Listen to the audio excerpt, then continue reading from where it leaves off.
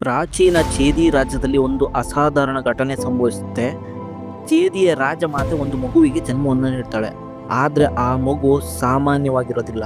4 ಕೈಗಳು, 3 ಕಣ್ಗಳಿರುತ್ತೆ. ಇದನ್ನು ಕಂಡುಬಿಟ್ಟು ಅರಮನೆಯಲ್ಲಿರೋರೆಲ್ಲ ಭಯಭೀತರಾಗ್ತಾರೆ. ಇದೊಂದು ಶಾಪಗ್ರಸ್ತ ಮಗು. ಇದನ್ನ ಯಾವುದೇ ಕಾರಣಕ್ಕೂ ನಾವು ಒಪ್ಕೊಬಾರ್ದು. ಇದನ್ನ ತೊರೆದು ಬಿಡಬೇಕಂತ ಎಲ್ಲರೂ ನಿರ್ಧಾರ ಮಾಡ್ತಾರೆ. ಆ ಸಮಯದಲ್ಲಿ ಆಕಾಶದಿಂದ ಒಂದು ದಿವ್ಯವಾಣಿ ಕೇಳಿಸುತ್ತೆ. ಓ ರಾಜ, ಈ ಮಗುವನ್ನು ನೋಡಿ ಯಾವುದೇ ಕಾರಣಕ್ಕೂ ಭಯಪಡಬೇಡ. ಪ್ರೀತಿಯಿಂದ ಬೆಳೆಸು. ಇದು ಮುಂದೆ ಒಬ್ಬ ಬಲಶಾಲಿಯಾದ ವ್ಯಕ್ತಿಯಾಗಿ ಬದಲಾಗುತ್ತೆ. ಈಗೇನೋ ಈ ಮಗು ವಿಕೃತವಾಗಿ ಹುಟ್ಟಿರ್ಬೋದು, ಆದ್ರೆ ಈ ಮಗುವನ್ನ ಅವನನ್ನ ಕೊಲ್ಲುವಂತ ವ್ಯಕ್ತಿಯ ಮಡಿಲಿಗೆ ಹಾಕಿದ್ರೆ ಈ ವಿಕೃತಿಗಳೆಲ್ಲ ಅಳಿದು ಹೋಗಿ ಆ ಮಗು ಒಂದು ಸಾಮಾನ್ಯವಾದಂತ ಮಗು ಆಗುತ್ತೆ.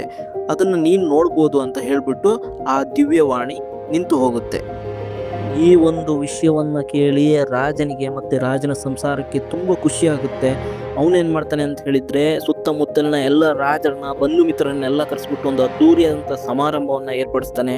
ರಾಜನಿಗೆ ಒಂದು ಭರವಸೆ ಹುಟ್ಟಿರುತ್ತೆ, ನಾನು ಈ ಮಗುನ ತೊರೆಯ ಅಗತ್ಯ ಇಲ್ಲ, ದಿವ್ಯವಾಣಿಯೇ ಪ್ರಕಟ ಆಗಿದೆ, ಈಗ ನಾನು ಈ ಮಗುನ ಉಳಿಸ್ಕೊಬೋದು ಅಂತ ಅವನು ಒಂದು ನಿರ್ಧರಿಸ್ತಾನೆ.